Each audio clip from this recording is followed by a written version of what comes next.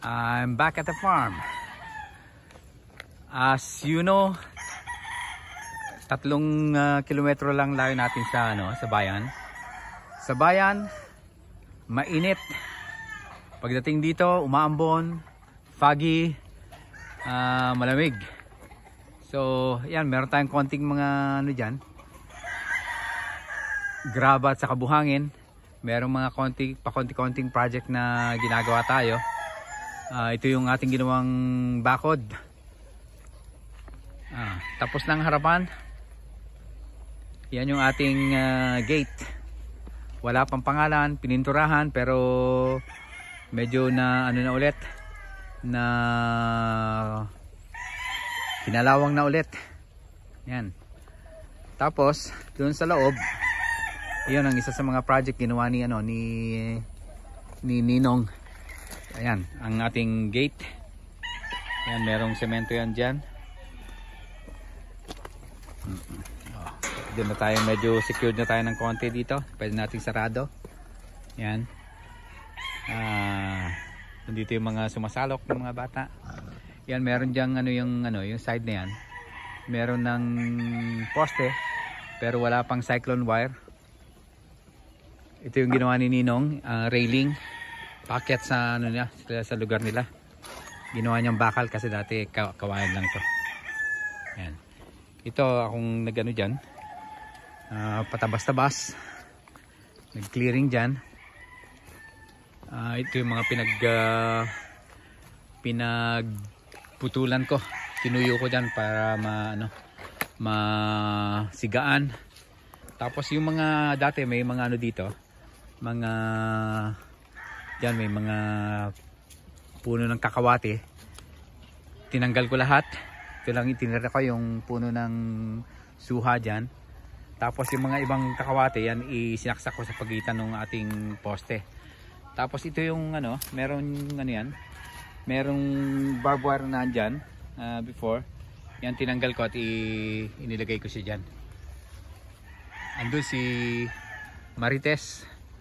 Andyan siya. Diyan ko siya nilagay sa kabilang bakod para linisin niya tong side na yan para clear yung paligid natin. Ayan. So ganyan. Ayan, nagtabas-tabas ako dyan kaninang umaga. Ayan. Tapos itong tulay natin, medyo nabubulok na rin yung mga ibang kahoy. Ayan, katulad niyan. Nabubulok na. So papalitan na lang, repair na lang. Yan, mga nabubulok na ibang kahoy dyan. Meron na nga akong mga napaltan. Katulad nitong isang to. Yan, bago yan. Bago yan. Madami namang kahoy na makukuha dyan. Pagka madali lang yan.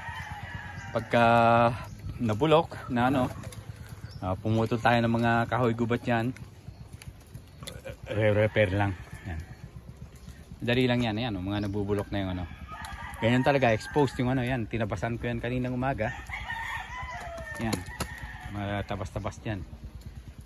Yan, sinaksakan ko ng yung gilid. Tapos itong aking bakod, nabulok na rin itong mga mga kawad na yan, kaya dinoble ko.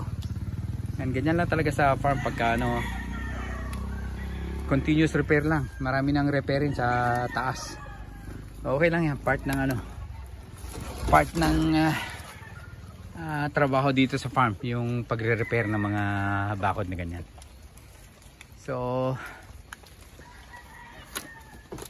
yan, nagsiga ako dyan ng may mga sinigaan ako dyan. Pagka winawalis ko pababa dito yung mga damo, iniipon ko dyan. Pagka tuyo na, sisigaan ko dyan para hindi tayo masyado masukal. Merong doon, merong nasakling sanga ng mangga. Tabi-tabi kaibigan, ha. Yan. Meron tayong kaibigan na nagtatago diyan eh. Baka camera shy. Ayun doon si doon si Marites. Marites! Linisin mo diyan, ha? Linisin mo diyan. Yan. Meron pa tayong 14 steps doon na kailangan ng ano, ng semento. Iniipon ko pa lang yung aking energy para buhatin yung mga graba at saka buhangin doon. Siguro kailangan ko ng mga 6 na balding graba at saka 4 na balding buhangin at isang semento. Siguro yun ang kailangan kong ano. Gagawin ko yan pagka ano. Marami pa rin kasi akong ginagawa dyang ibang gawain kaya hindi ko pa maharap. Pero one of these days. Yan, naghintay na sa akin yung mga manok. Papakain muna ako. Itong ating doggy, naku, wala akong dalang pagkain nyo ngayon. Pasensya muna, wala tayong pagkain ngayon. Pero kumain naman yung mga yan. Kumakain yan dyan sa kabilang bahay. Okay, yun muna ang ating latest update. Farm to Farm. Bye!